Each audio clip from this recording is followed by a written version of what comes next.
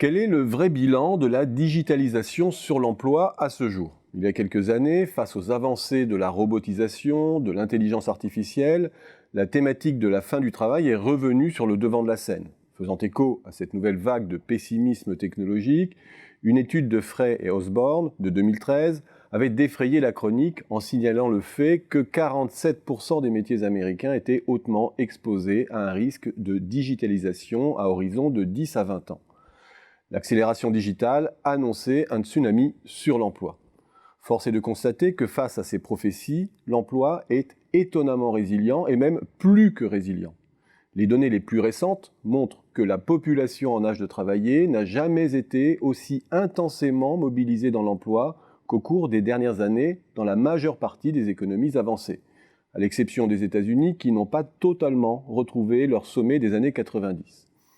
Et si l'on met maintenant le focus sur les métiers les moins qualifiés, de contact direct à la clientèle ou les professions élémentaires, les plus directement exposées au risque d'automatisation, sur le papier du moins, leur part dans l'emploi est stable, à l'instar de ce que l'on observe dans la zone euro. Prolongeons le constat en l'affinant dans le cas américain. L'étude de Frey et Osborne, que j'ai mentionnée d'entrée, avait eu le mérite d'indicer chacun des 702 métiers inventoriés par le BLS en fonction de leur degré d'exposition à la digitalisation, avec un coefficient variant de 0 à 1. Nous avons maintenant un recul de 5 ans par rapport à ce signalement. En 2013, 320 métiers avaient un indice d'exposition au risque d'informatisation supérieur ou égal à 0,7. Il représentait 47,6% de l'emploi US, je l'ai dit.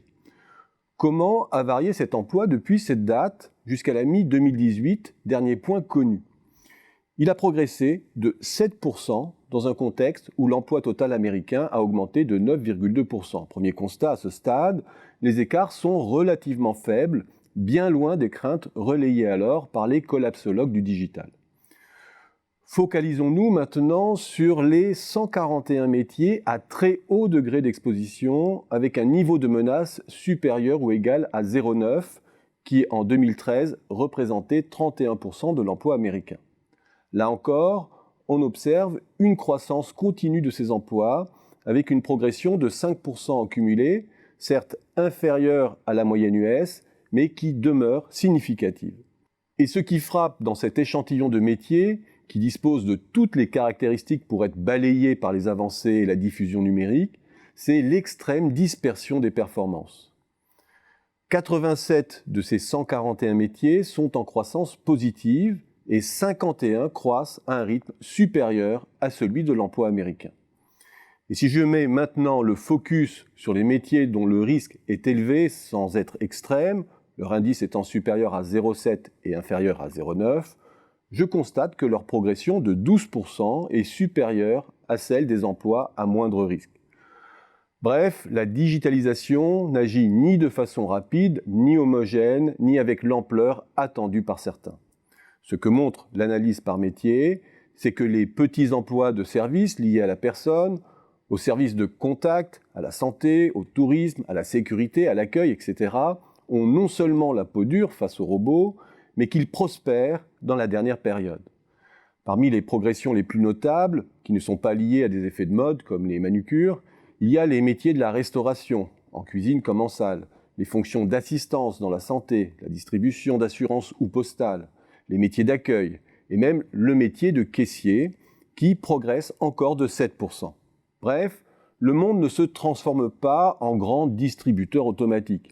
Les petits métiers manuels ou de contact sont très loin d'être balayés. Tout cela confirme ce que l'on sait déjà. 1. Les organisations, les process ont une dimension culturelle forte. Ils ne se plient pas fatalement et mécaniquement au potentiel de la technologie. 2. Un métier est un assemblage de tâches. La technologie, même la plus performante, ne le dépouille pas de ses fonctionnalités. Il se réinvente, se recompose le plus souvent sous l'effet de la technologie. Et 3, c'est un constat récurrent dans nos études Xerfi, les fameux pure players, ces plateformes numériques qui font irruption sur un marché avec l'idée de tout balayer, tout désintermédier, sont souvent à la peine face à la capacité de résistance et d'adaptation des acteurs en place. La demande forte de contacts personnalisés est bien loin du storytelling qui sous-tend leur modèle. Enfin, on le sait aussi, les grandes plateformes externalisent toute une série de petits métiers indispensables à leur fonctionnement, gardiennage, stockage, distribution, etc. Ces petits métiers, à très faible productivité, prospèrent dans la constellation du numérique.